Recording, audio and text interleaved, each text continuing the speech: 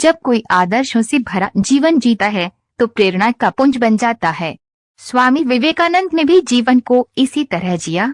खास तौर पर युवाओं के लिए उनकी बातें और सीखें अनमोल हैं। उनके बताए रास्ते पर चलकर न सिर्फ सफलता प्राप्त की जा सकती है बल्कि देश और दुनिया के प्रति अपने कर्तव्यों को निभाने की प्रेरणा भी विवेकानंद देते हैं। जानते हैं कि उनके जीवन से हमें क्या शिक्षा मिलती है। पहली कहानी देने का आनंद अधिक होता है। उन दिनों स्वामी विवेकानंद अमेरिका में एक महिला के यहाँ ठहरे हुए थे, जहाँ अपना खाना वे खुद बनाते थे। एक दिन वे भोजन करने जा रहे थे कि कुछ भूखे बच्चे पास आकर खड़े हो गए। स्वामी विवेकानंद ने अपनी सारी रोटियां उन बच्चों में बांट दी। ये देख महिला ने उनसे पूछा, आपने सारी रोटियां उन बच्चों को दे डाली, अब आप क्या खाएंगे? उन्होंने मुस्कुराकर जवाब दिया, रोटी तो पेट की ज्वाला शांत करने वाली चीज है। इस पेट में न सही उस पेट में ही सही।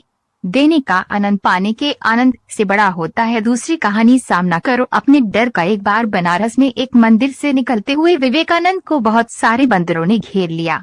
वे खुद को बचाने के लिए भागने लगे, लेकिन बंदर उनका पीछा नहीं छोड़ रहे थे। पास खड़े एक वृद्ध सन्यासी ने उनसे कहा, रुको और उनका सामना करो। विवेकानंद तुरंत पलटे और बंदरों की तरफ बढ़ने लगे। उनके इस रवैये से सारे बंदर भाग गए। इस घटना से उन्होंने सीख ग्रहण की कि डर कर भागने की अपेक्षा मुसीबत का सामना करना चाहिए। कई सालों बाद उन्होंने एक संबोधन में कहा भी, यदि कभी कोई चीज तुम्हें डराए तो उससे भागो मत, पलटो और सामना करो। तीसरी कहानी दूसरों के पीछे मत भागो। एक व्यक्ति विवेकानंद से बोला, मेहनत के बाद भी मैं सफल नहीं हो पा रहा। इस पर उन्होंने उससे अपने डॉगी को सैर करा लाने के लिए कहा। जब वो वापस आया तो कुत्ता थका हुआ था, पर उसका चेहरा चमक रहा था। इसका कारण पूछने पर उसने बताया, कुत्ता गली के कुत्तों के पीछे भाग रहा था जबकि मैं सीधे रास्ते चल रहा था। स्वामी बोले, यही तुम्हारा जवाब है। तुम अपनी मंजिल पर जाने की जगह दूसरों के पीछे भागते रहते हो।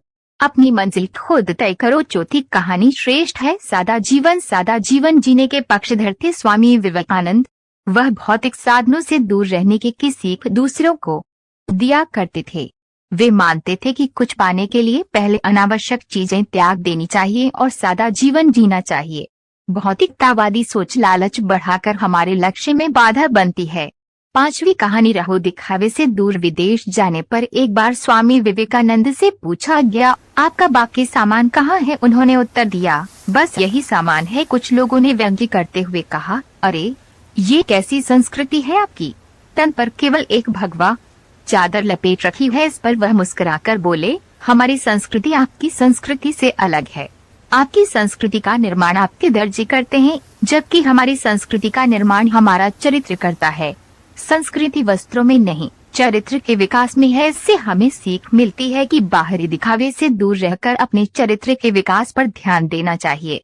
छठी कहानी एकाग्रता सफलता की कुंजी। अमेरिका में भ्रमण करते हुए स्वामी विवेकानंद ने एक जगह देखा कि पुल पर खड़े कुछ लड़के नदी में तैर रहे अंडे के छिलकों पर बंदूक से निशाना लगाने की कोशिश रहे हैं। किसी का एक भी निशाना सही नहीं लग रहा था। तब वे एक लड़के से बंदूक लेकर खुद निशाना लगाने लगे।